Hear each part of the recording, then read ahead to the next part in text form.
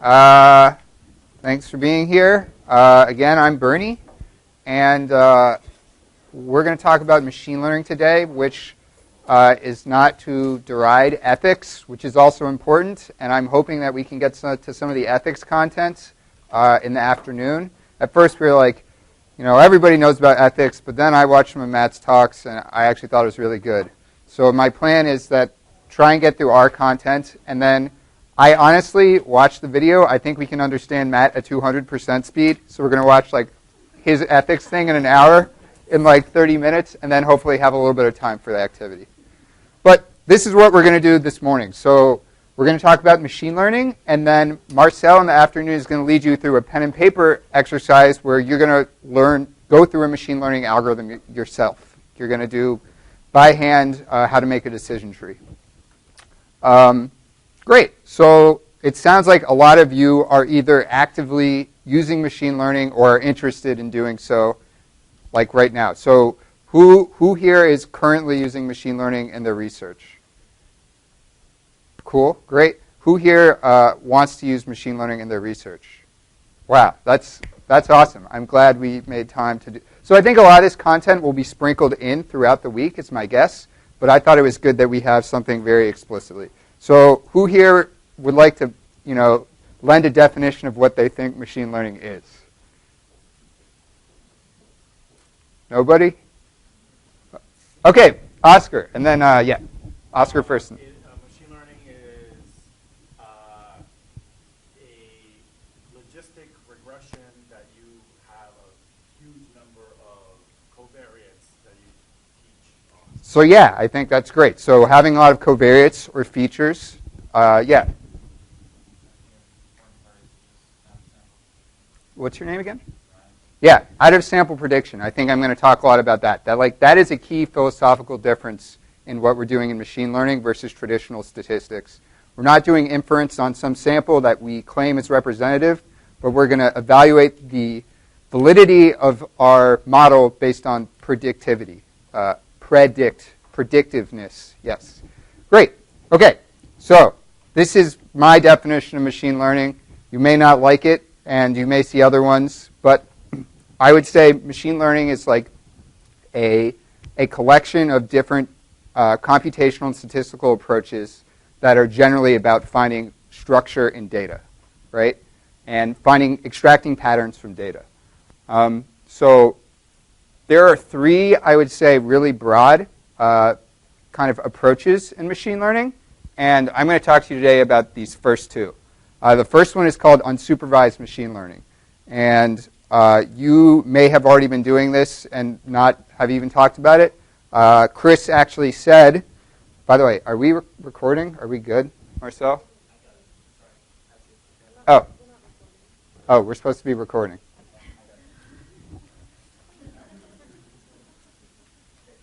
Okay. Okay, so I'll just repeat this first part then. Machine learning, right? What is machine learning? Describe like a suite of computational and statistical approaches that extract patterns from data. So these three types of machine learning. The first is unsupervised. Chris talked about doing clustering, right? That he's going to cluster all of your interests. This is one form of unsupervised learning. So unsupervised learning algorithms are about basically taking data and without any human supervision, without any human telling it, this is what I want you to learn, finding structure in the data, finding either groups of data or doing dimensionality reduction to reduce the data so that it's a more manageable type of data set. You mentioned having lots of features, so that's the type of thing we would address. That's a relatively small part of machine learning. Most of what's going on in machine learning today is in supervised learning, which is based on these models all require you to have training data.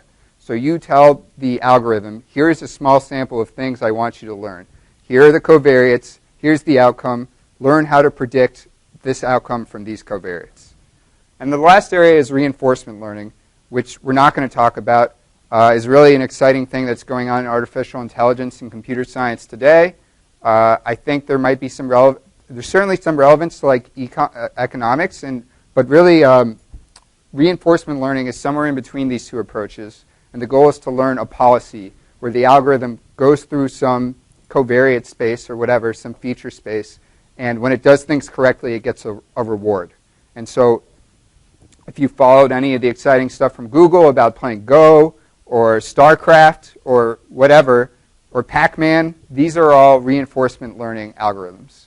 I'm not going to talk about it anymore today. It's not really happening in computational social science yet, but I think in 5 or 10 years it will be. Great. So these are the learning goals. Gain an intuition for machine learning and how approaches differ from statistics. Gain familiarity with unsupervised learning algorithms. We're going to go through how you do supervised learning. What is the workflow of supervised learning? Because I think that's the thing that's most different from how you approach traditional statistics. If there's one thing conceptually and theoretically I want you to understand, it's this bias-variance tradeoff. We'll talk about how to evaluate classifiers, gain some familiarity that's supposed to be with supervised learning algorithms, and then lastly, we're going to do a deeper dive into decision trees. And in the afternoon, Marcel is going to lead you through a hands-on pen and paper and then coding activity for how to use decision trees. Great. So, unsupervised learning. I think I already told you this. Yes. But does this thing work? Oh. All right. Great.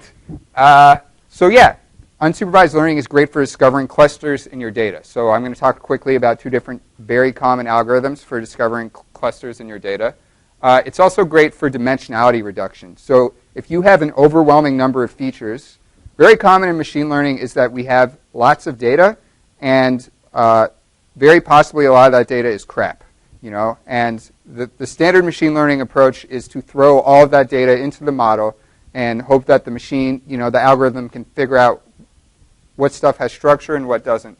But there may be cases where you want to reduce all of those covariates to a more meaningful set of covariates. And that would also be an unsupervised learning approach. And if we were to use those covariates for a supervised learning algorithm subsequently, that would be called feature extraction. And then the last thing is just like exploratory. When I want to look at my data and I have this overwhelming number of variables and I want to see how they're related or try and get some sense of what patterns are in my data, we might use an unsupervised learning algorithm to do dimensionality reduction to 2 or 3 dimensions, just so I can visualize what's going on and see if there's any things that pop out to me about what my data looks like. Okay, so let's start with clustering. So the goal of clustering algorithms is to put individual datums into groups by minimizing the distance between data within the same group. Does that make sense? So how do we calculate distance? So you can imagine that we have a n-dimensional covariate space, right? Where if I have 3 covariates, I'm in a 3-dimensional space. And if I have 5 covariates, I'm in a 5-dimensional space, etc. And so we need some way, if we can imagine our data points in this space, we need some way to figure out which data points are closer to each other.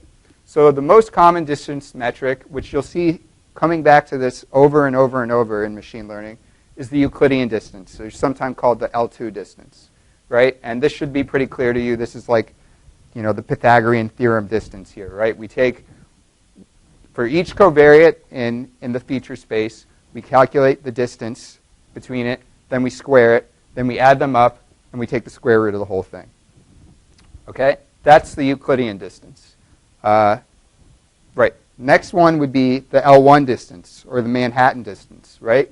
And in the L1 distance, we do the same thing, except instead of squaring, we take the absolute value so that we don't have any negative distances, and we sum them up. There are many, many other distance metrics that might be useful to you in different cases. One which is very useful if you have a lot of discrete data is like the Hamming distance. So this is something that comes out of biology, actually, where you might have sequences of nucleotides, and you want to see how many of these nucleotides are the same across my entire sequence of things. So I'll give an example of how I use that for something in a bit. But this is just to give you, you will probably be using this 80, 90% of the time, but there are so many other distance metrics, and you would need to find out what's most relevant to your data. Okay, so the simplest, I would say, or most intuitive unsupervised learning algorithm is, so is this thing definitely recording? How do I know? Yeah, but is the microphone thingy working? Okay, whatever. Just speak loudly. Should we go get Matt or? Okay. Great. So k-means. So this is what I was telling you about, right? If we can imagine that we have two covariates here, we're in a two-dimensional space. So we have our raw data. And k-means, the first thing we want to do is initialize the centers of our clusters. And so there's probably a smarter way to do this, but there is a smarter way to do this, but the simplest way to do it is to pick random points in the covariate space. And also, shout out to my collaborator, Jia Hui, who Jenny and I and Jia Hui finished an encyclopedia entry 2 weeks ago, and Jia Hui furiously made all these fantastic figures. So she did this. And I also want to shout out to, obviously, Marcel, but also Alina, who helped prepare a version of this last year for something else we did at UCLA, and Pablo, who you'll hopefully get to meet next week, who was also involved in that. That paper reproduces almost in CPR working paper series, so you can download it. And a lot of this material is covered on that paper. Yeah. Okay, so back to k-means a second time. We are going to initialize centroids, right? And then there's a loop in k-means.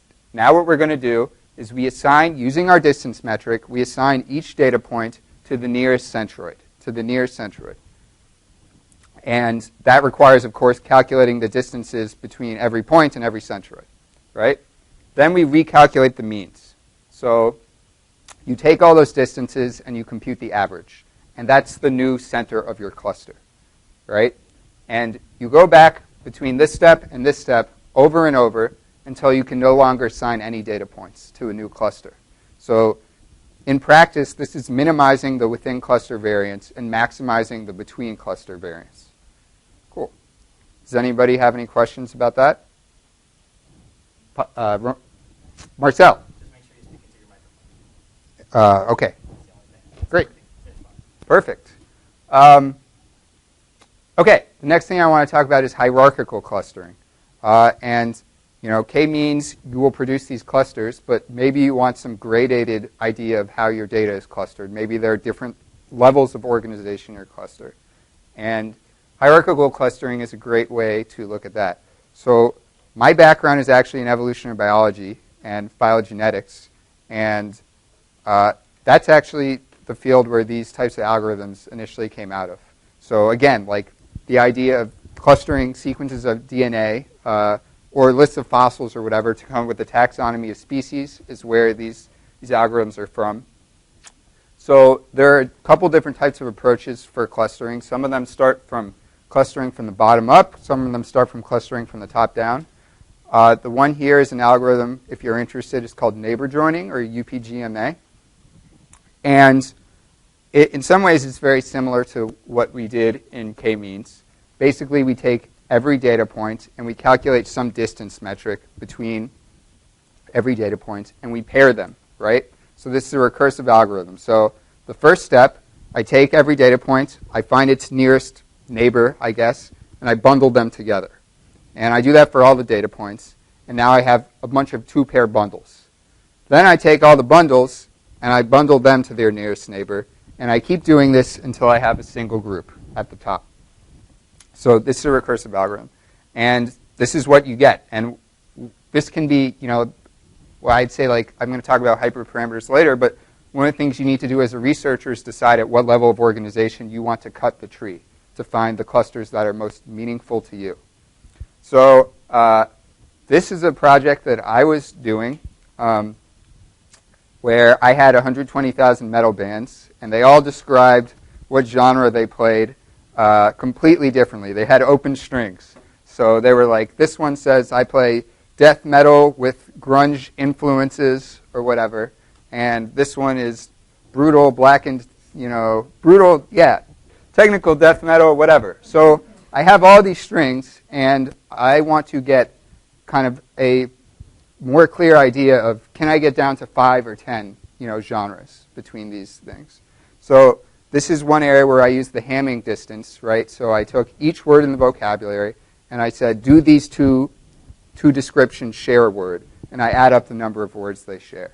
And so You can read any of this stuff, but here I think are all the black metal bands, here are all the death metal bands, here's something else, and then within this giant thing, there are a bunch of other different subgenres. But if you look more carefully, you can see each of these subgenres in the hierarchical clusters. Do you have a question? Yeah. Okay. The bands that you were using, are these like, what level, I guess, of like popularity or recognizability you're using? This is a database of every metal band that I think, including garage bands or whatever. Yeah. Sorry, go ahead. Should you penalize the bands that use names that contain or describe their own genre with like very many words? So say they're like more likely. Yeah, that's a great point. One of the things that when I was doing this, right, is deciding what type of words should be in the vocabulary. And like we're going to talk about text analysis later, but maybe I would like to use some metric like TF-IDF or whatever to say, oh, my vocabulary is only going to contain these 50 most frequently used terms to describe a band. So that's a kind of data, yeah, that's a great question. Other questions? Marcel. How useful is it for us to predict very small subgenres of metal, and does your model kind of account for that? Like, does it just allow us to classify it in bigger subgenres as opposed to tiny subgenres that might not mean anything in predicting other kinds of metal bands in a different data set? Yeah, so I think what you're kind of getting is like an out-of-sample question. Right. Yeah, I think that's something you need to be very clear with this type of algorithm. Again, we're not really talking about out-of-sample prediction as much for unsupervised learning as we are for supervised learning. But Marcel brought this up with me yesterday that like maybe what you want to do is find your clusters and data that you really trust. Right. You're like, this is the data I know that I'm interested in. Find how these data are clustered. And we might want to apply those clusters to a new data set that we don't know as well, but we don't want it to influence how the clusters are generated. I'll get back to this. One more. Yeah, Jake. I'm wondering, this sounds like kind of an analysis of the discursive construction of the band genre, but I'm wondering if you can link it with other data about some music aficionados or critics that look at the actual content of the music and how it's aesthetically different, and if there's some external validity to these different categories. Yeah. So I don't want to get too much into this particular project, but since you're interested, yeah, I look at this data set of 120,000 bands, and then I go look at other online communities like Spotify, Last.fm, and try and look at external validity this way. I do want to go back, though, and point out, because people are interested in text, and we're going to talk about text analysis later, one of the most common, who's heard of topic modeling? Okay, so a good portion of you. So like one of the most common text analysis models is called topic modeling. And if you hadn't learned about machine learning, you'd just say, I'm doing topic modeling. But really what you're doing is an unsupervised learning task, right? So you can think about what we're doing here as the centroids, or even maybe my hierarchical clusters, as latent variables, right? We're finding some latent variables here, or dimensionality reduction. And that's exactly what topics are, right? So in topic modeling, we have a bunch of documents, and we are assigning them to topics. Basically, we say that this document belongs to this topic, and this document belongs to this topic. There are some differences between how I've represented here, but you can imagine that each of these data points is a document, and these centroids are topics. And there are some differences, like a topic model is a mixture model, so a data point could be involved in multiple clusters, and we don't compute distances. We have a complicated system based on word occurrence, co-occurrence, but this is the general idea behind topic models. It's a similar approach. Cool. Any other questions? Okay, I'm going to keep going. Okay, so something else I talked about was dimensionality reduction, right? And I mentioned that already. Like, these things can be thought of as, clusters can be thought of as latent variables. Maybe I want to do an approach where I do that very explicitly. So principal components analysis is one pretty straightforward way that I do dimensionality reduction. And so principal components analysis, the idea is that I want to reduce my feature space, or my covariate space, to a lower dimensional space such that it captures the variance, the covariance, the linear co-occurrence of my different features. So technically what's going on is you take the variance-covariance matrix and you do an eigenvector decomposition or an SVD decomposition, and you end up in a space that's one dimension smaller than you initially started. But it's not just that the space is one dimension smaller, it's that each of these dimensions, each of these axes in the space is capturing a dimension of linear correlation in your data. So this probably sounds very confusing, but if I arrange these eigenvalues, I can get the largest eigenvalue will correspond with the dimension where most of the correlation in my data occurs. The second largest will be the second largest, and the third largest, etc.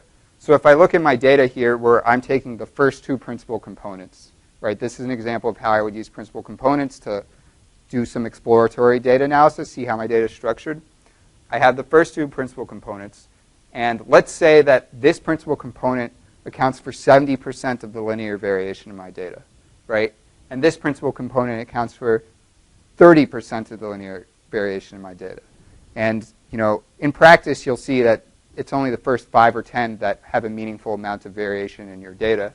But you might see, this is maybe not clear here, but you might see if you look at these two principal components, there are clear groups in your data, how that's structured. So why would you want to do this?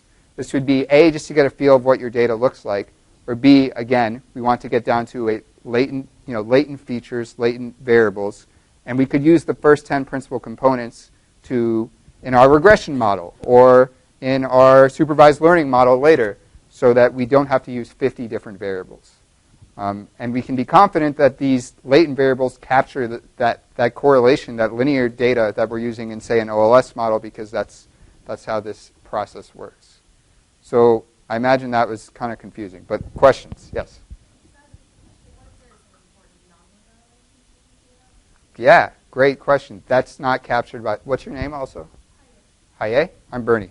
Yeah, that's also not captured here, right? So that's a great point, right? So this is only going to be able to see linear correlations, linear relationships. You had a question? No. Oh, okay, cool.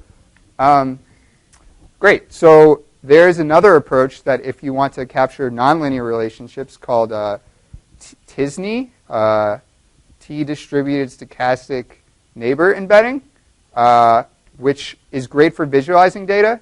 But one of the nice things about PCA is it's very computationally cheap, it's fast, and it's deterministic. So you will always get the same principal components. And that's not the case for TISNE. But it can be useful to visualize your data after you're done with everything, because it will capture nonlinear relationships. Great question. Okay.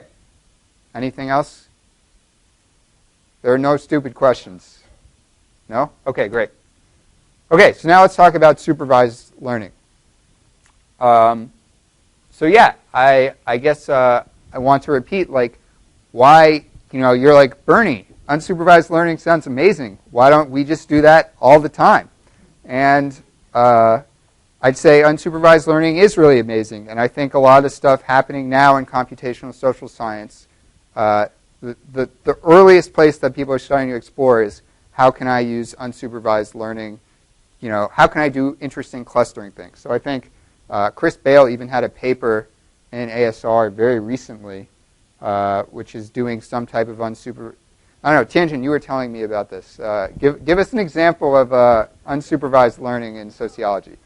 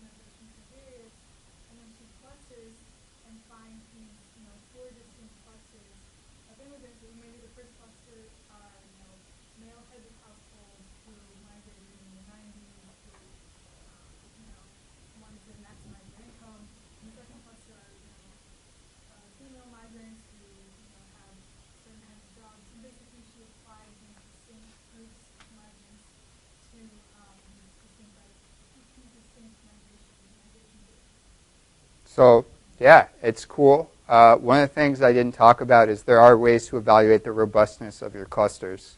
If you're interested in any of these algorithms, you can talk to me about that.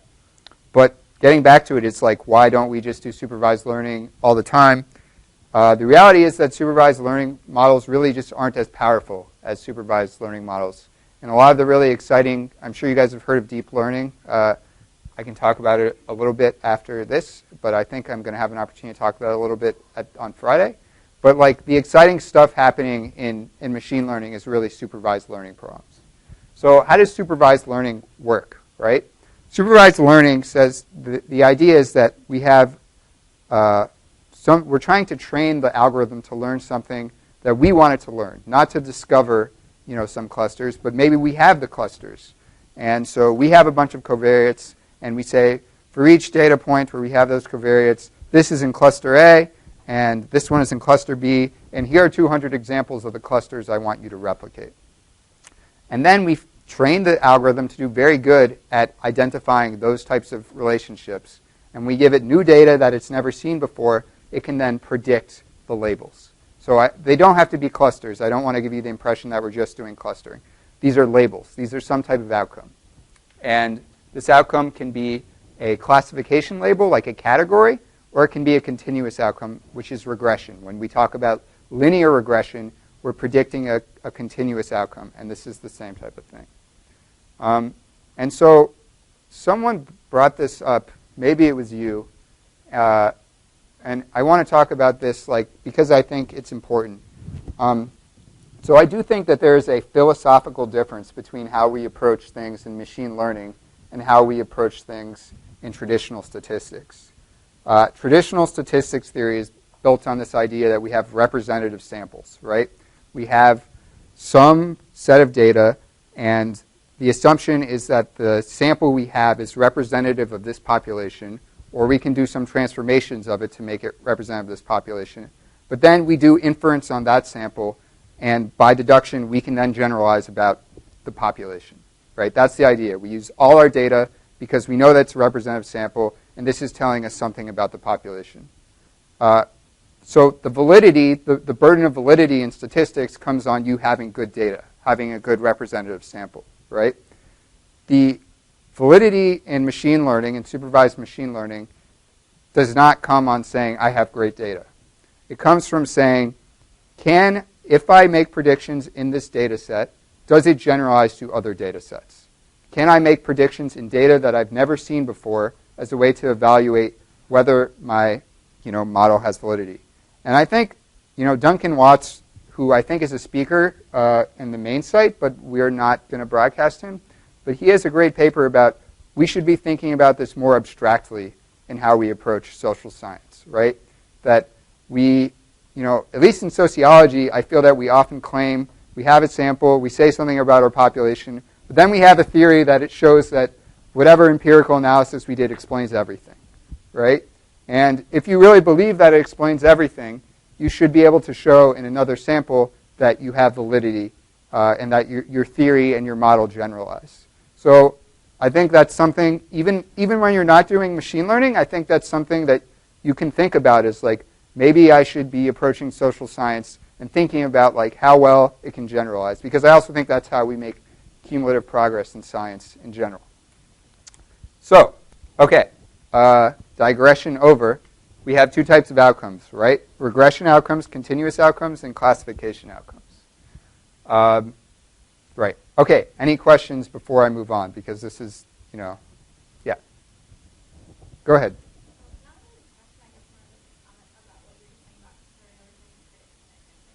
Yeah.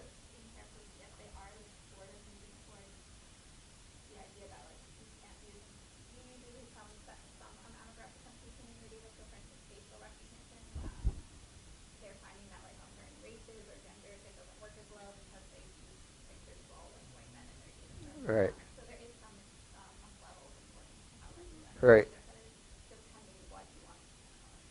Great, thank you. Yeah. Anybody else?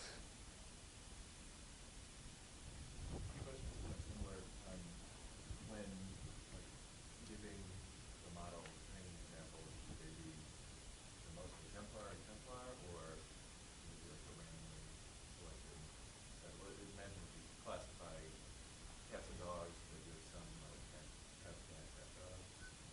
Yeah. Yeah, this is a great question. Maybe you want to talk more about that, but I think it varies, right? And it varies. So we'll talk a little bit about, in general, like how do we make a trade-off between doing really good in our training and how well we can generalize to external data. And I think some of that depends on the algorithm, and some of that depends on your task, right?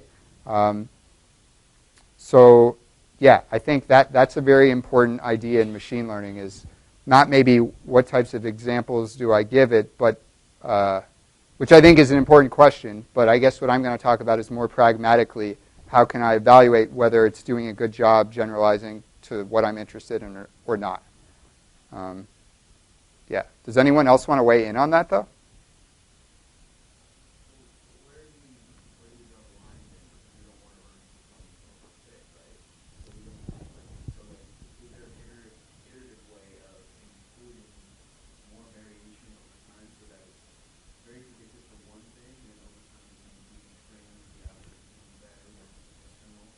So I'm not going to talk as much about that, but there's a whole approach in machine learning called online learning, right?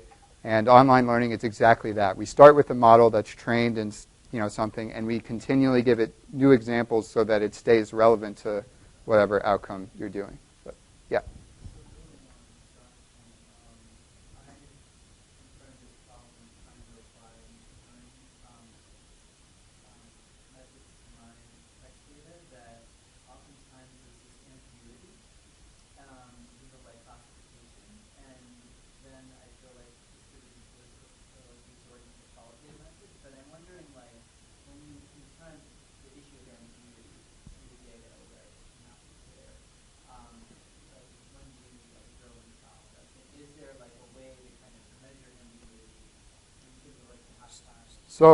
So I do think, like, getting back to your comment, like, I guess I was dismissive. I said a lot of the data that you're feeding the algorithm is maybe not good. But I do think it's very good to be clear about, to a supervised learning algorithm, this is what I want you to learn, right? So, like, unless you want to identify half cats, half dogs, John, then I think it would be very clear to give it, like, these are very clear examples of cats, and these are very clear examples of dogs.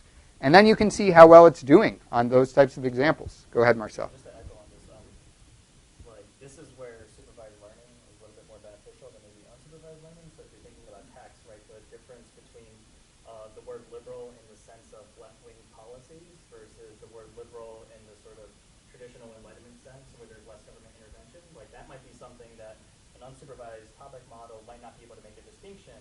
It's just going to see those words and then put them all together and clump them in the same topic, and that might not be the sort of relevant distinction that you want to make or classify. And supervised learning can kind of help where if you were trying to maybe get a set of coders that had a very principled set of rules to make a distinction between the two definitions of liberal, and then you put that in a model, you train the data, and then you use that the model to do out-of-sample predictions, then you can kind of resolve that question. And so I think that maybe the issue of ambiguity can be resolved with a very principled way of classifying And objective. and yeah.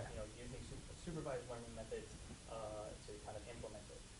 Yeah. So I think being clear about what you're training the algorithm, and like the reality is garbage in, garbage out, right? If you're not giving it good training examples, it's not going to learn what you want it to learn.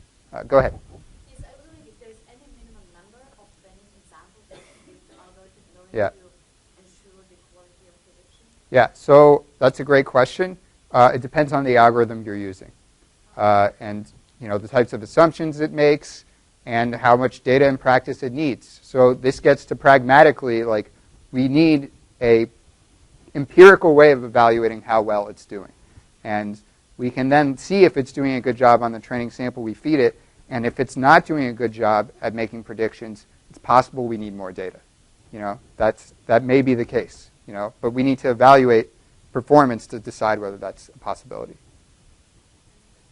Yeah. I think also about the data quality of the exemplar question, you don't want actually too good of exemplars from my experience, because then it can't generalize to the examples that don't fit that perfect example. If you think about like a child learning like red and blue, you don't want to red and one's in the blue, you want the possibilities of all the blues, so when it's turquoise, the child can still learn blue. So I think that actually it's almost counterintuitive, you do want a little bit of noise. So we'll formalize this idea more formally. This is like, the questions you guys are asking are like the fundamental question in supervised learning. So, Marcel, yeah. Yeah, but again, I want to push back because like, I think you were just talking about like having all this data and like being able to do a lot with it. But this is where the importance of theory kind of comes into play. It's like you really need to know the questions that you're trying to answer, what exactly you're trying to predict, and what it means substantively in order for things to make sense and to not get things that are a little bit weird and just may not necessarily conform to pretty strong priors and make sense theoretically. Anybody else? Okay. So yeah, regression tests and classification tests. Okay, so how does, what is a supervised learning? How would I go about a supervised learning analysis compared to a traditional statistical analysis? So the first thing is to partition my data. I'll talk about that in a second, but we need to have a training set and really a cross-validation set, which we're going to use to evaluate the model. And then we have a testing set. And the testing set in machine learning is sacred. We do not touch the testing set until our model is completely formalized. And like this would be, if you were to use the testing set to train your model, your claims of having any external validity are baloney, right? So this would be the equivalent to p-hacking, maybe, would be kind of analogous to use your testing set to train your. So it's very important to set aside a significant portion of your data, and this can get to your issue of, do I have enough training data? But in practice, you need 10% to 50% of your data to be set aside for testing. That depends on how much data you have in general. But I'll get to that in a second. So I have a testing set, a cross-validation set, and a training set. I'm going to train the algorithm on the training set. And what the algorithm is doing is it's trying to optimize some loss function. We talked about minimizing distance. It's a similar idea. Like, it is trying to make a prediction, and it is trying to minimize some function that captures how well it's making predictions. We got to this idea already, but we don't want it to overfit, right? And so there are approaches we can take, even though its objective is to optimize the loss function to do as good as the prediction as it can. We might add some other approaches or parameters or whatever, or things to prevent it from learning the training data so well that it can't generalize to a new data set. And this is called regularization. So I'll talk about this also. Then we get to cross-validation. So this is how we evaluate whether the trained model is doing well and whether we need to fiddle with any knobs, right? So the machine learning part, the machine has a lot of parameters that it is going to optimize on its own. But there may be additional parameters which are called hyperparameters, which the human has to choose what those values are. So after we train it on the training set, we'll go to the cross-validation set, we'll evaluate performance, and we can tweak any knobs that we need to tweak and go back to training and try and train again. And once we're happy with all the knob tweaking, and we're saying the model is done, we're not going to change anything else, then we apply it to the test set. Oscar. Can you give an example of what you're saying? I will, when I go through these different algorithms, I will give examples of hyperparameters. Yep. Okay, and then the last thing is it's done, apply the test set. Okay, so just to be clear, I'm going to try, as like an organizational thing, I will try and stay with this structure as we go throughout. Any questions here? Hopefully they'll be resolved as we keep going. So, okay. So this is trying to give you a visualization of what I was saying. We have our whole sample. We're going to cut it down into a training set and a testing set. Within the training data, and for that matter, just to be clear for you, the testing set does not have to be labeled with outcomes, right? That's kind of the distinction we're making. The training data has to be labeled with outcomes. You have to be able to tell the algorithm, this is what you should learn. And the testing data is the data where you don't know the outcomes and you want to make predictions. Okay, within the training set, though, we need to, yeah. So would it be naive to consider, so say I have a whole sample and I observe, and I select out the testing set based on the fact that I don't observe the outcome variable of interest. If I have a latent model in which like sensor data is answer because of some reason, Mm-hmm. that will bias my estimate because the testing set is actually not the same as the training set. Yeah. People that have a lower income, people that have some other feature that, right? Yeah. Oh, right. Yeah, that will be an issue. And so So how's it usually done? how do we combat that? Yeah, I think that's a real challenge for machine learning. I think regularization is one way that we can try and get a model that will hopefully learn the things that we want to learn and still be able to generalize to new data. Thinking about your particular case, if there are features that are not going to exist in the testing set, then it's very intuitive that we should not include those features in training. Because the worst thing that could happen is that the algorithm makes decisions based exclusively on the features that we don't have, and then it sucks, right, when you get to testing. I would need to think more about that if anyone else wants to weigh in on that. I think that's also very similar to what Sarah mentioned earlier about the algorithms that are trained on data sets that are not diverse, and then you try to use those algorithms on stuff in the real world, and it doesn't work. Right. So basically, So for example, computers invented these methods, and then they're like, oh, this is great, but then like in practice now they're kind of realizing that like the actual data of every thing you did is also important.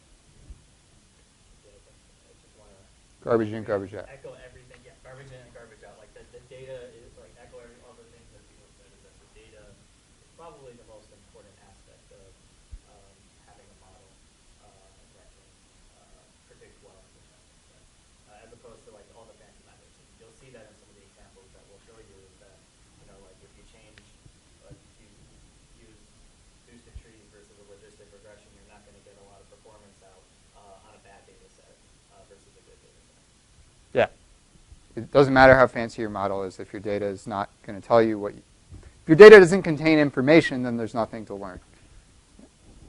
Separate question. You mentioned that a testing set doesn't have the variable except for like the dependent variable?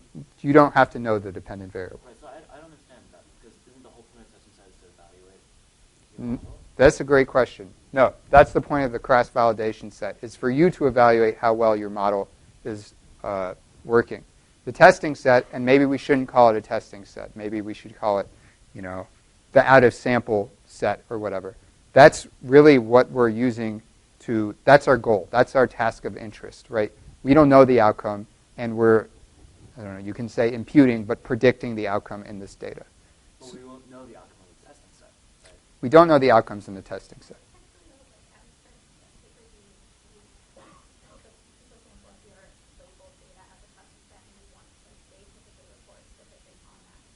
Okay. Right, so you can say, oh, my model works 95%. Great. Yeah. That's great. Yeah. Great.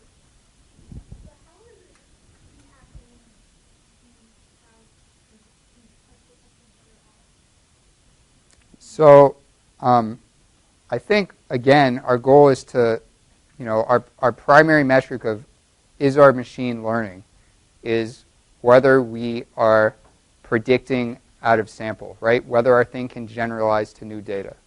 And if we are training our algorithm to do well on the data that, we're interested in, we can never make the claim that it's generalizing. We just claim that it trained on a broader, more diverse training set.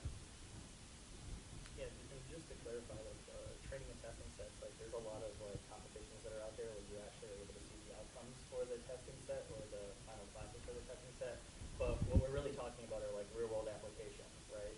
Where you develop an algorithm, you develop a model, and you have some data, and you're trying to predict some classes, and you really don't know what are the classes in a different corpus of data, and you're trying to figure that out in an automated fashion.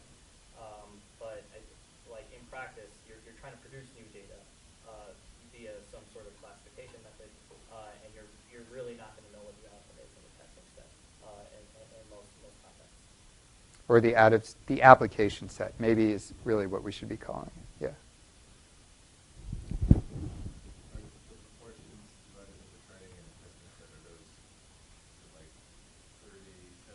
It really depends. If you have 1,000 data points, then maybe you need to have a much larger percentage of your sample for cross-validation. Or if you have 10,000 data points and you really only need 1,000 of them for cross-validation, then maybe it can shift between whether you need 10 or 50%. And yeah, I don't have an answer of what is the right number. I don't have an answer. But you need a significant portion of your data, such that you would believe that the cross-validation set is representative of the data as a whole and not biased because it's so small. On top of that, I mean, that depends on the heterogeneity of the population that you're looking at, or the variance in the population, right? So, if you have a data set of 1 million and you sample 10,000 units, right? That might work if the population is more homogeneous, because you're basically going to get all different kinds of people in the 10,000 that are representative of the other, 1 million minus 10,000, right? But if it's a heterogeneous population, you still might miss units, even though you have a large sample, given that there's a population of 1 million. And so this problem is also dependent upon variance in the population, or variance in the whole data set that you're trying to. Yeah, and variance in a broad sense, not just linear variance. Yeah. Related to the variance question, obviously a lot of our social data, there's a lot of minorities, and it can be really hard to get certain cells fit your routine matrix with different lengths of variance. So is there a way to make an intervention in terms of weighting, overweighting, or obviously you might even want to oversample certain minority groups? Absolutely. Data collection, basically you're collecting data. Or is there ways to post-stratify before you go into this process? Yeah, absolutely. I would say yes. The answer is yes. Those are both things you can do, especially for classification issues like the cat and dog thing. You might do that quite a bit if we have, we're interested in a rare class. 5% of our data is dogs, and we want to tell the difference between cat and dogs. We should definitely overrepresent dogs so that we can, so that it really learns that. And again, I think a lot of these things will be clear how we can talk about them once I get to formalize it in the next couple slides. But this is an issue in classification that we're going to talk about. Yeah. But that was not to discourage any more questions. Does anyone have a question? Okay.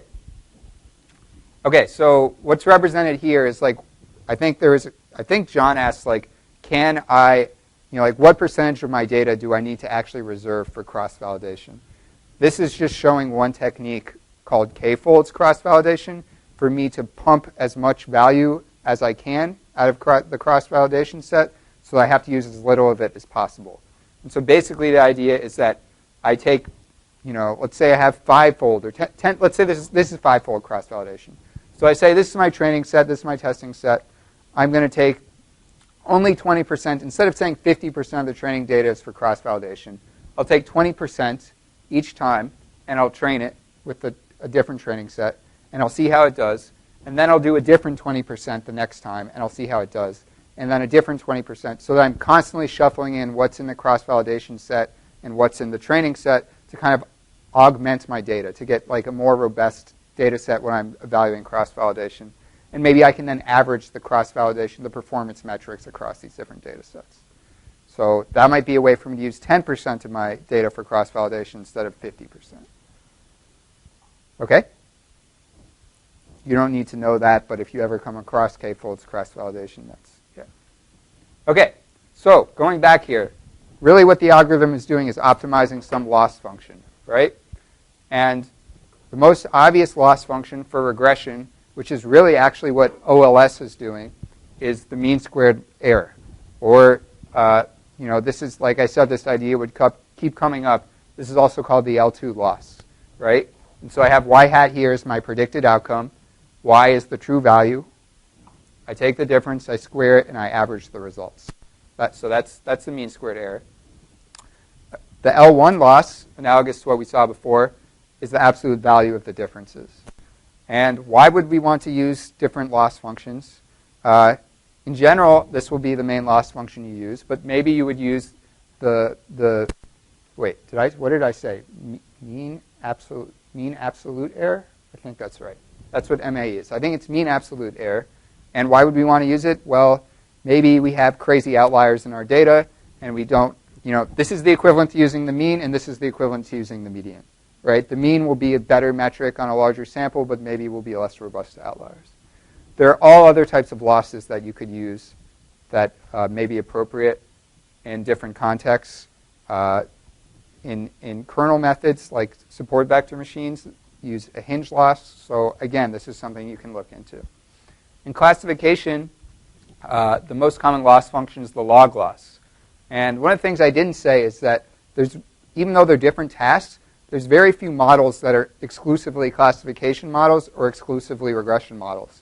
And that's because what happens is for classification tasks, we take a regression model and we tell it to predict the probability of classes. So it's actually a continuous outcome, and then we say, here's some decision threshold, like logistic regression. If it's above 0.5, then I'm saying it belongs to this class. It's below 0.5, it belongs to this class. So we could use accuracy, and I'm going to talk a bit why we wouldn't want to use accuracy, but something better than just saying how accurately does it apply to each class is using the log loss, which takes not just whether it accurately predicted that class, but how confident it was that it was in that class to evaluate the performance. But other ones we're going to talk this afternoon, maybe briefly about entropy and about Gini impurity as well. Yeah. Okay. Questions? Okay.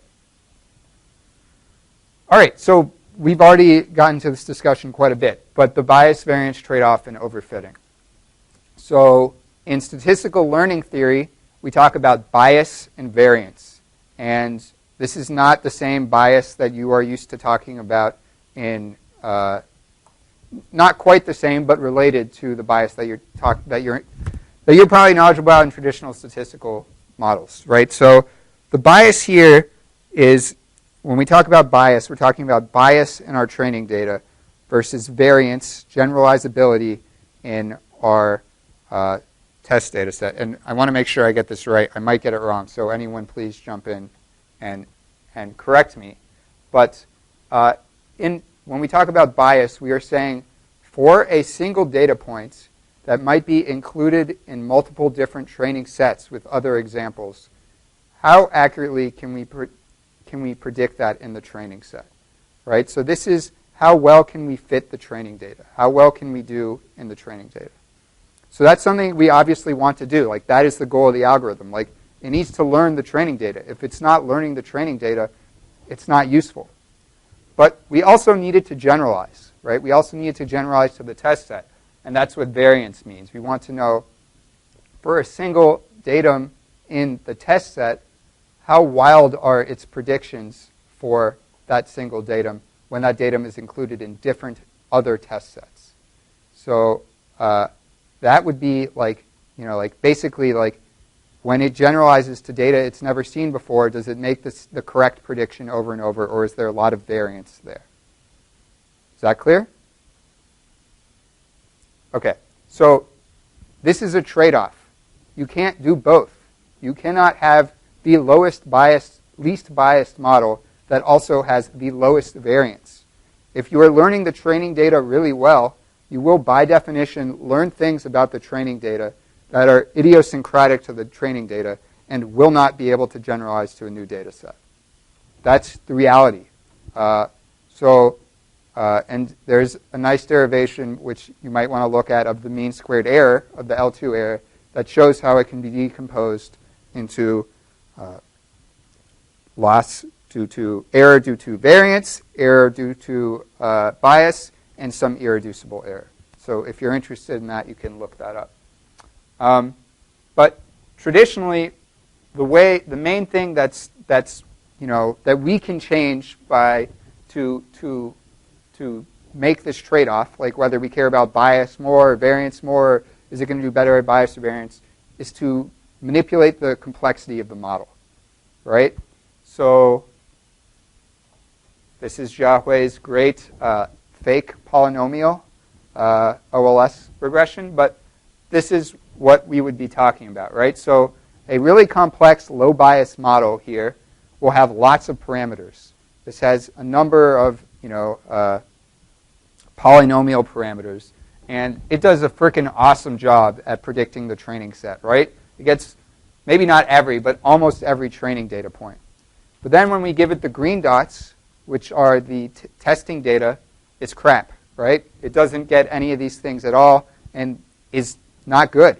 And so when we give it a much simpler model, a quadratic model here, it actually does decently. It has higher bias, but maybe not terrible bias in the training data, but does much, much lower variance and does a pretty good job at extrapolating to new data. Okay, is that clear? Okay, so this is, like one way that we could do regularization is to include fewer parameters, right? Not over-parameterize our model. What am I talking about now? Yes, regularization. Right, so how can we regular? So first thing is what is the best solution to having a low bias, low variance model? Or how do we, what would be the best way to guarantee we have a low bias, low variance model? This is kind of a trick question. It's not about the model. Okay, the correct answer is have really great data and lots of it, right? You have a huge data set that really is representative of the entire possible population of things you're interested in. And you train that, and you give it a huge number of training examples, and it does a great job on all of the test examples because it's fantastic data and it's enormous, right? That's the best solution to having a low bias, low variance model.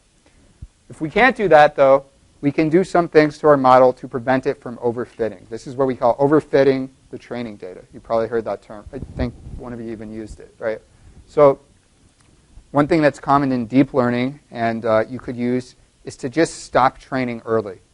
Don't let your model get the lowest possible mean squared error that it possibly can. Just stop the parameters from training. Or stop specific parameters from training, maybe. Another approach you can take is to use a bunch of different models. Maybe they're all from the same algorithm, or maybe they're a variety of different algorithms. I am going to actually talk about some specific algorithms in a bit. But you take all those algorithms, and they all kind of learn slightly different things, and then you ask them to vote together on the outcome, your final prediction. So this is called ensemble learning.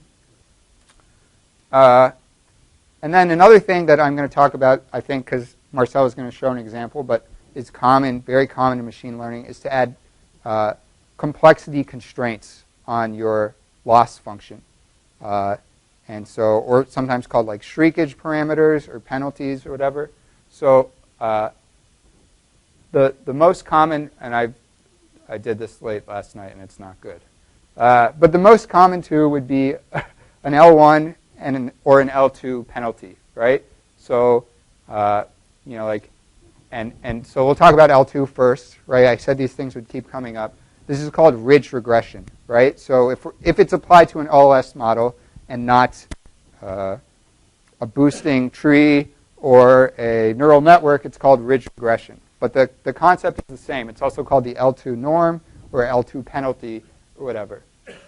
And the idea here is that we have the thing that we're actually trying to estimate, but we also have some penalty on the size of the parameters, right? So we say the sum of the parameters together cannot be larger than some number. Constraints, 55. I don't know what the number is, right?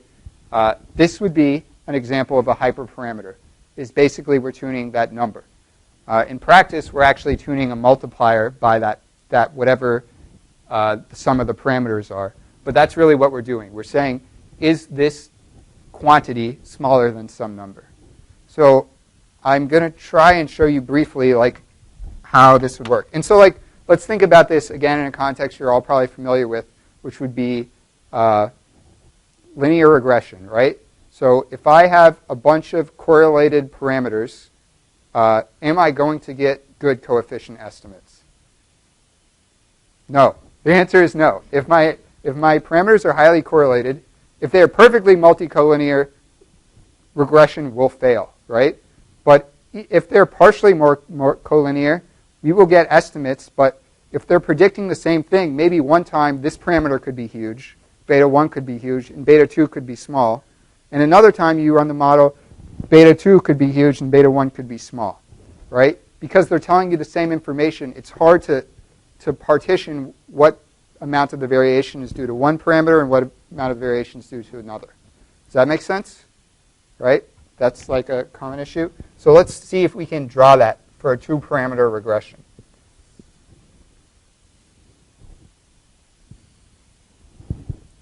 I'm just going to call them beta 1 and beta 2 because one of them would be the intercept. But is it hard to see here? Okay. Thank you. Oh boy. Okay.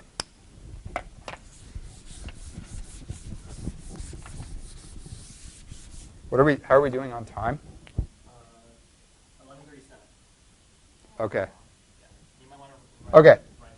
I'm going to do this very quickly then, so I can get through to other things.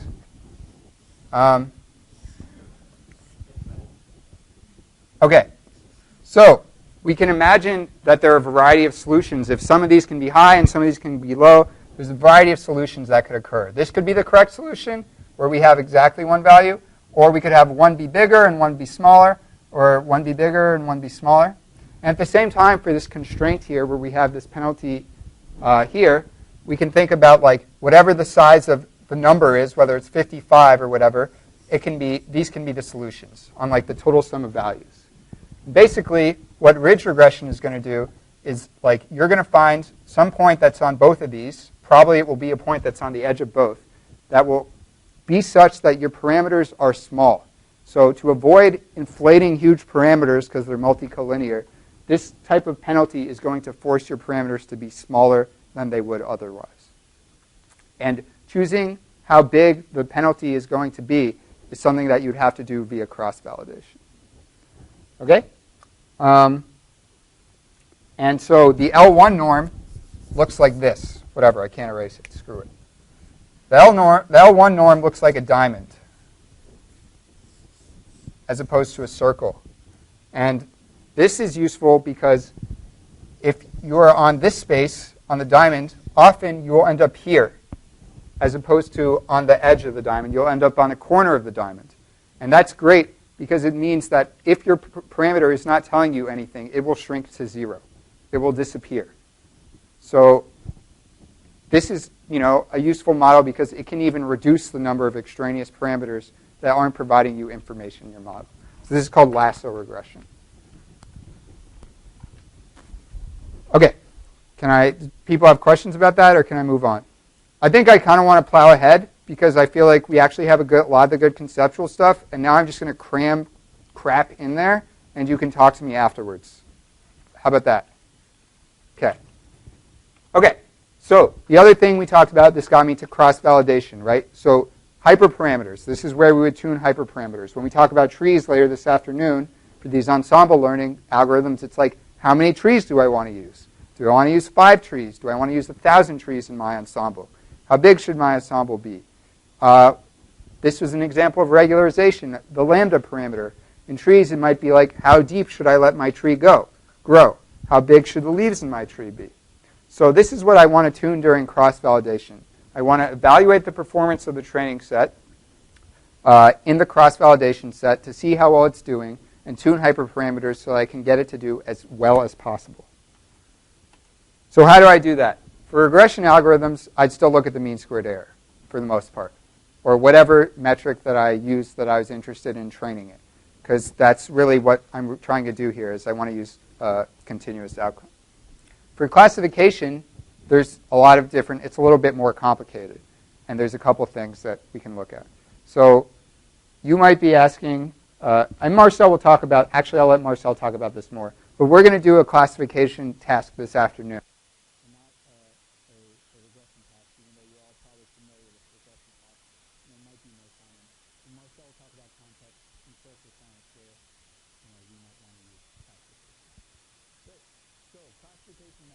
We could look at the accuracy. Like, is it predicting class 1 85% of the time, and 85%, it's 85% correct in its prediction to class 1. Or rather, it's 85% overall correct. right? If I have class 1 and class 2, 85% of the time it gets them in the correct class. And we'll talk about why that's not really a good metric, or at least it's a reductive metric that loses a lot of nuance in how well your model is performing. So really what we're interested in is precision versus recall. And we'll talk about that. But you're probably familiar from statistics with type 1 and type 2 error. And that's really what we're talking about here, precision and recall. And then these are different ways to summarize precision and recall. So why not accuracy, right? Let's say that you are trying to train a model and we have 995 cat examples and $5 examples. The model will, maybe the best model we have could just predict cat 100% of the time. Like it literally doesn't learn anything. But that would be a great model for our training set because we have so few dog examples. Does that make sense? And that's why accuracy isn't capturing particularly something like particular recall. So, we talk about type 1 error, or the false positive rate, and type 2 error, the false negative rate. And in classification and supervised learning, we summarize it in these two metrics, precision and recall, right? So precision is how many of the total positives do I actually predict as positive, right? So that's like, I don't know, people always teach this in breast cancer when they talk about type 1 and type 2. So let's talk about breast cancer, right? So how many of the people who actually have breast cancer are we predicting as having breast cancer? That's the precision, right? And then, sorry, that's not correct. That's the recall, right? The recall is, of all the people who truly have breast cancer, how many of them am I getting, right? So that's what we have here. These are all the people who actually, all the positives, the total positives, and we're saying what percentage of these total positives are we capturing, right? That's the recall. As opposed to the precision, which is of all the things that I predicted to be positive, which one of those are correct. I'll give you a second to just look at it and think it in because it's,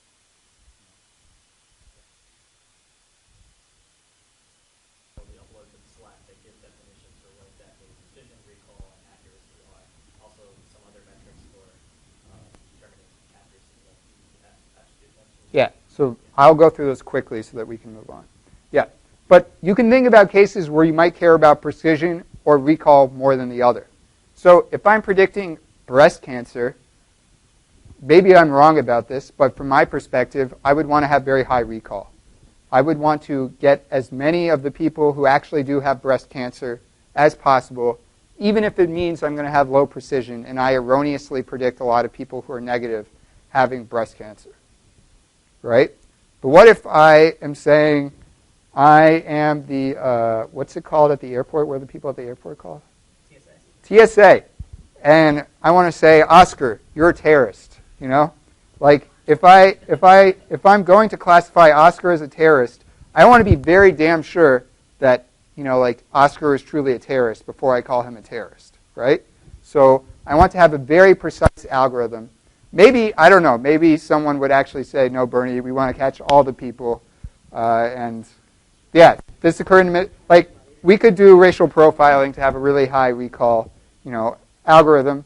But from my perspective, we would want to have a very precise algorithm, right? We don't want to accuse anyone of being a terrorist unless it's very clear they're a terrorist.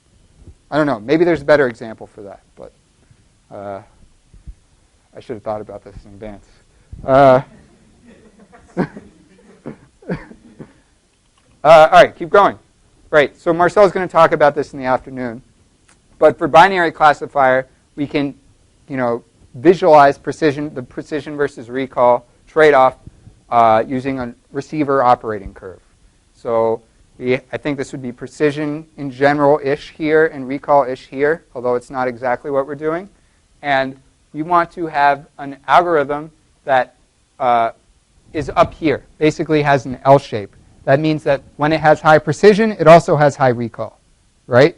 And you want to have, like when you have high recall, you always want to have high precision. So that's why you want to have an L shape. Really, ideally, you would want a straight line, right, across the top. But we can't do this, right? It's a trade-off, kind of like the bias-variance trade-off. And so it often looks like a curve. And if we want to do something reductive, we could do the integral of this curve to come up with what's called the area under the curve as kind of a composite summary of how well your classifier is doing. Really, you want to look at precision and recall and think about which one you care about. But if you want to say, I only want one number, this would be the number. This does not generalize well to when you have multiple classes, and that's when you would represent a confusion matrix.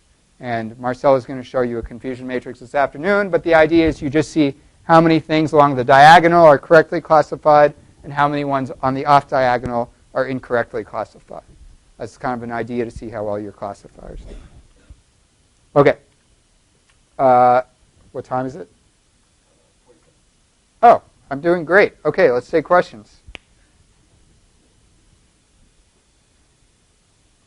No, it's clear. Okay, Jake. So true positive rate, false positive rate.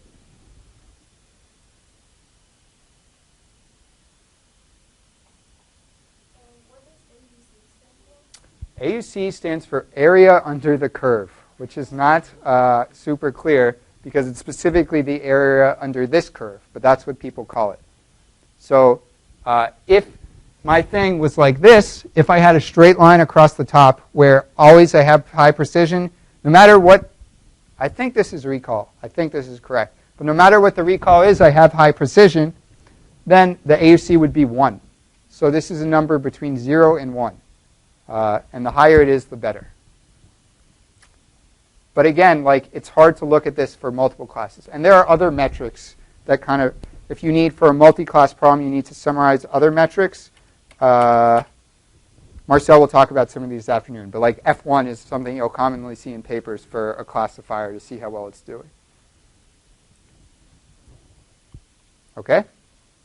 So we're going to do a classification task this afternoon. Oh, I should get going, actually. I forgot I have to do the tree stuff. Okay. Okay, so what are some supervised learning algorithms that you could encounter? Generalized linear models, right? You know all of these. All of these algorithms can be used as machine learning algorithms, right? OLS can be used as a regression algorithm. A logit can be used for either regression or classification, depending on what you're interested in, right? You could say, I want to predict the probability that someone would go to college, which is a regression problem, or I want to predict yes or no whether someone goes to college, which is a classification problem. Kernel methods. So this is like support vector machines. I'll try and go really quickly through it. Artificial neural networks, which are not commonly used in social science right now. That's going to change in 5 years. I want to talk more about that. Hopefully I'll get a chance to talk about that later this week. Today we're going to talk about tree maze methods. Did you need to add something? Okay. Okay, really quickly. What does an SVM do? An SVM is something that is trying to find the boundary between two different classes by finding some nonlinear line that separates the two classes and maximizes the margin between each class, points in each class on that side of the line. And computationally, the way that this works is it uses something called the kernel trick. So a kernel is like a matrix operation that transforms these data points to a high-dimensional space, and where basically that's how we allow nonlinear lines to be drawn, nonlinear boundaries to be developed. Because if we're in a linear space, the only thing is a straight line. But if we're in 3,000 dimensions, we can come up with some complicated hyperplane to divide the two classes. And so the kernel trick allows us to do this computationally efficiently by computing the inner product between these things, between these different classes, between different data points, which is akin to the distance in the space, even though we don't need to know with the kernel trick how to actually project these points into the space. But if you're not interested in any of that, just know that it's trying to find this boundary between these two classes and can come up with a complex nonlinear function to do that, and relatively non-parametric. I'm not going to talk about neural networks. I think I should keep going. Okay, if I have time, I'll come back to this. Okay, so decision trees. This is what we're going to do this evening. Compared to SVMs or neural networks, part of the reason neural networks are not used is because they're what are called black box models. It's very opaque how they work. This is where I think causal inference is going to be huge, and we're going to talk about it later this week, because that would be a way to do social scientific inference instead of just machine learning with some model I have no idea what it's doing, like a neural network. But decision trees are what we would say a white box algorithm, because we can see how the algorithm is making decisions. And I think this makes it appealing for social science, and it's very simple to understand. It's a very simple algorithm, which is why you're going to do it manually this afternoon. So, who knows what this game is? Guess who? Guess Who, correct. And I found Guess Who from Pulp Fiction. So these are Pulp Fiction characters.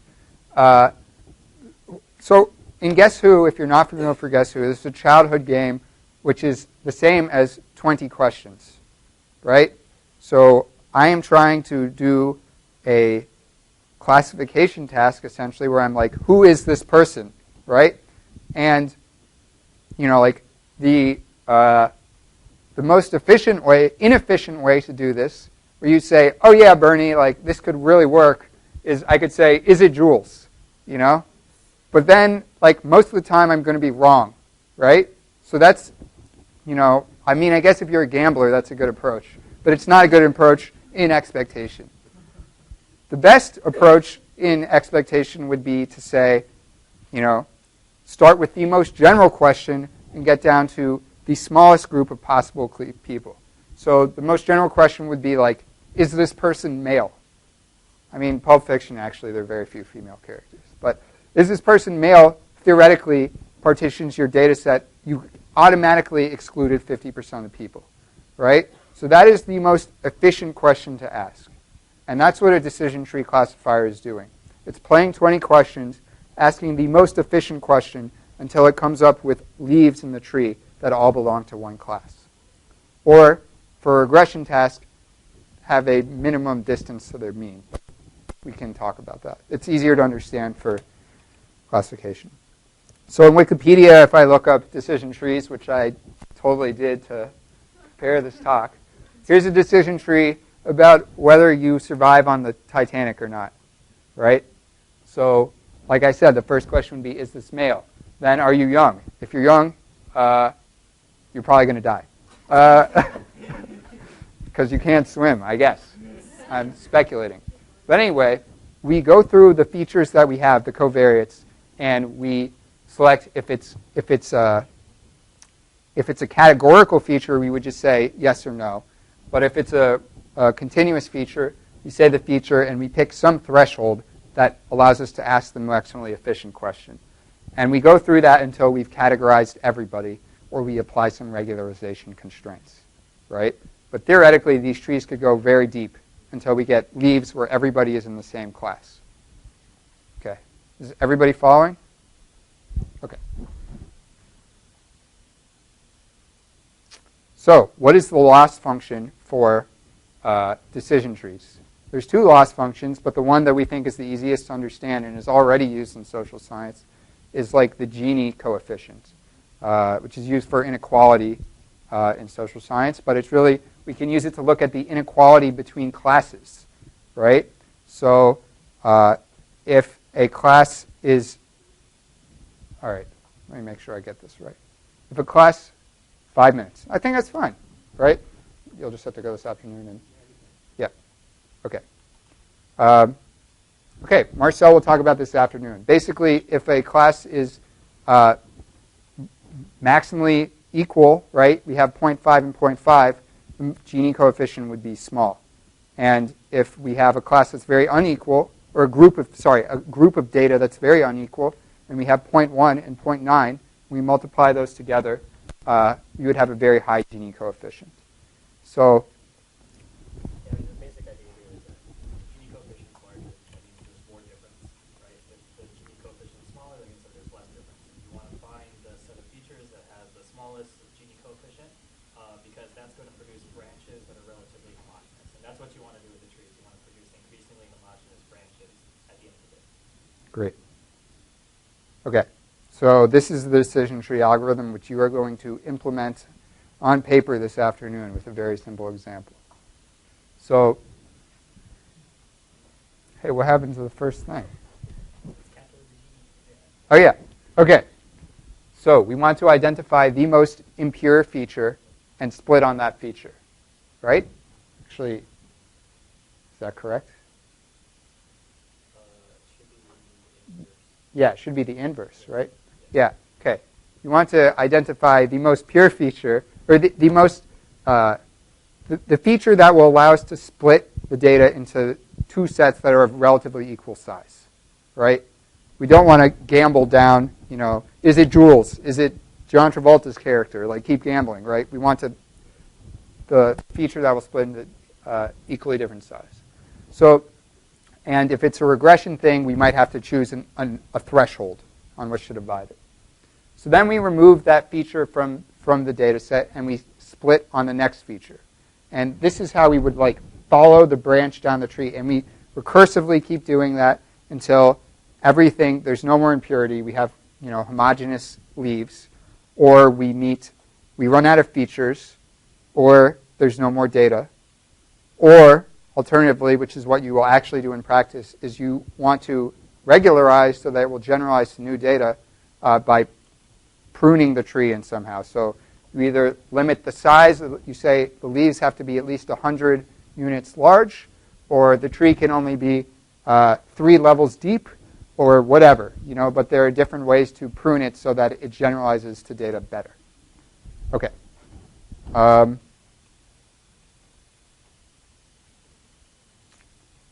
The last thing I'm going to talk about is this is a greedy algorithm. How much time do I have? 2 minutes. Okay, whatever. Briefly. Okay, so this is a greedy algorithm. And by that we mean that it makes the same decisions every time, and it makes decisions based only on local context. So once it has made a decision, it doesn't look at the impurity of the entire data set. It just looks at the impurity of the data that it has already split upon. Okay, so that's why it's greedy. It's not making the maximally optimal choice. It's making a locally optimal choice. And that's bad, because that will prevent you from generalizing. It makes it much faster, but it will prevent you from generalizing. And it's also deterministic, so we'll do the same thing every time, and that's appealing maybe from a social science context.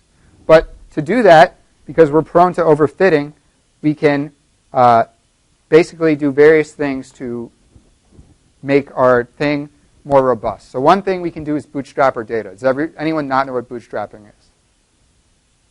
Okay, great. So we can bootstrap our data and run 1,000 trees, right? And then vote on the best prediction for each unit based across those 1,000 data sets.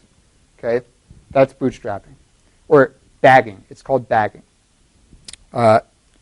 Bootstrap aggregating. So the other thing we can do is called feature bagging, right? Where at each set in the tree, at each decision the tree gets to make, you say, tree, you can't consider is it male or female?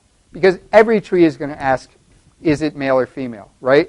And we want to have more variance in how trees make decisions so that they can better generalize to other data sets where not, most people are going to be male, and that's not a useful question to ask, right? So we say you can't ask whether it's male or female in this case. And at each split, we randomly decide that there's a certain number of covariates they can't ask about. Okay, and these are called random forests. Okay, so when you have both bagging, which is bootstrap aggregating, and feature bagging, and you have both of these combined, and then you create 1,000 trees and you have them vote on predictions. You take the average of their prediction. That's called a random forest. The other very powerful approach that we're going to talk about this afternoon is called boosting. And in practice, I think boosting algorithms are the most performant classifiers that are not deep learning classifiers.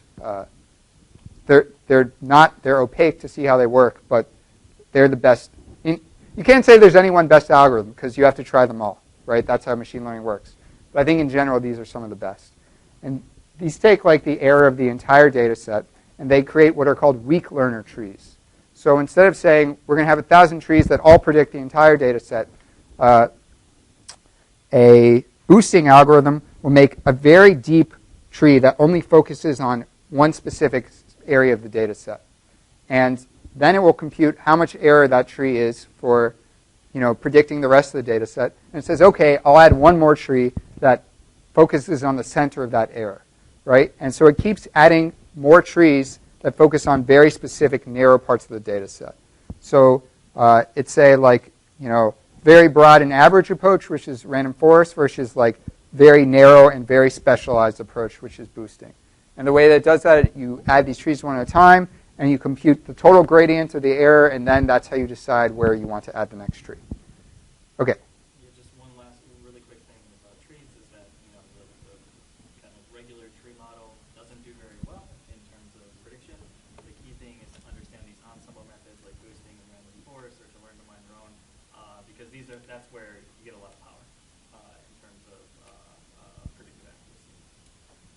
Okay. Does anyone want to hear me pontificate about neural networks for 2 minutes? Okay. Okay.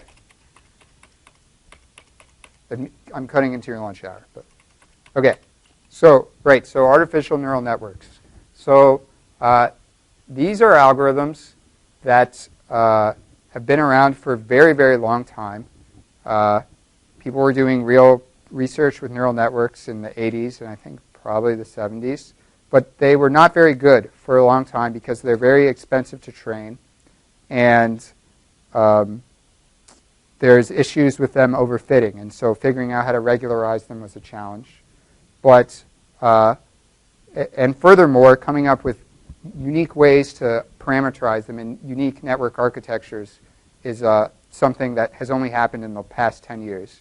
And so starting around 2011, 2012, these issues got sorted out. People were discovering, not discovering, but these new architectures were taking off. And when we talk about deep learning, starting in 2011, 2012, these algorithms started to outperform pretty much every other machine learning classifier. They're very expensive to train, and they require huge amounts of data, which is why they aren't probably being used in social science yet. But eventually, that problem will be solved because you will get more data, and there will be pre-trained models that you can download, and will somehow be able to. You'll be able to look at your data set using a pre-trained model. But these are being used for all types of tasks, for text analysis tasks. Maybe Alina will talk a little bit about that. No. Okay. Okay. Maybe for regression, for classification, all types of tasks. So the way that this works is the simplest. So when I talk about these, I'm talking about what are called feed-forward networks or multi-layer perceptrons. There are other architectures that have, when we talk about deep learning, it's usually using more complicated architectures. But the simplest architecture is a multi-layer perceptron. And really, the simplest architecture is a perceptron, right? And so a perceptron.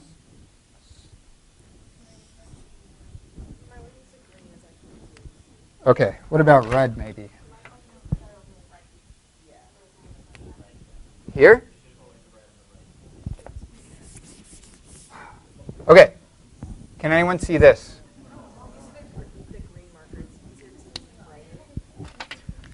Okay, I think I'm just going to go to this and simplify this. Okay, so real quickly, like in a neural network, let's imagine that there's only one of these output nodes, and we're just looking at this part, right? So in a neural network, we have our input data, and that's each of these nodes. This is like simulating the human brain. And we have some output node, right? And each of these input nodes are connected by weights to the output node, right? And what this output node activates if it reaches a certain threshold. So it has some function, like a sigmoid function, or a logistic function is it's not the most common one anymore, but it was the first one to be developed. And you'd say, if you get above 0.5, fire, output. And so this model by itself is logistic regression, right? These weights are the parameters of logistic regression. It takes 3 different inputs. Imagine we don't see this. Each of these inputs is connected to an outcome. And we weight these parameters so that we do the best job of regressing the outcome, let's say. So this would be like a graphical representation of logistic regression, right? Is that clear? It's hard without drawing it. Okay, but these are the betas. These lines are the betas. This is your input data. This is an outcome. And this thing has a logistic, thingy that says, like, fire if you reach a threshold. Okay? What makes neural networks powerful is that they have what are called hidden layers, right? And so they don't just have straight from the inputs to the outputs, but they have these hidden layers here that, all the weights connect to each hidden layer node, and then all the hidden layer nodes connect to the next hidden layer. So you can have multiple hidden layers. And each of these nodes does the same thing as what I said the output node is.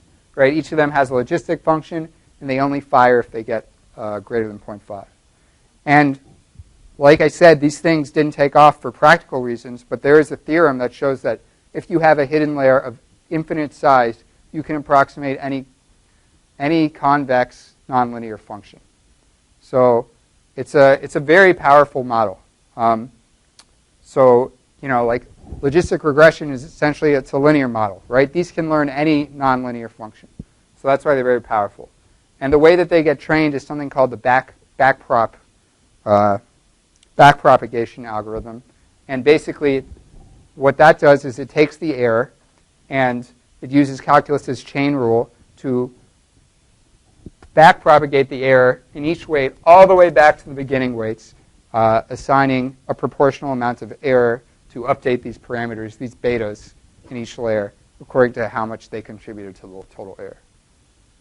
That's the simple neural network. Neural networks in 2 minutes. Okay, thank you.